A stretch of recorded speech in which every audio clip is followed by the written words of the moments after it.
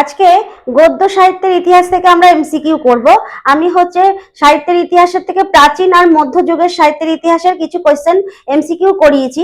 আজকে করব আমরা গদ্য সাহিত্যের ইতিহাস, অর্থাৎ প্রবন্ধ সাহিত্যের ইতিহাস বলতে পারো। এটি আধুনিক যুগের সাহিত্যের ইতিহাস 20 শতক পর্যন্ত।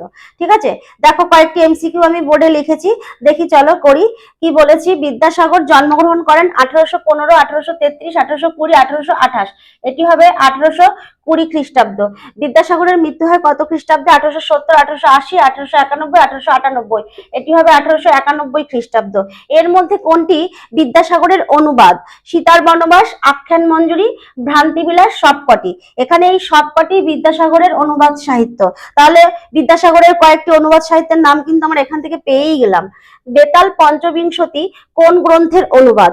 বৈতাল পৈচশী, বেতাল পঁচিশি, বৈতাল 25 না বেতাল 25?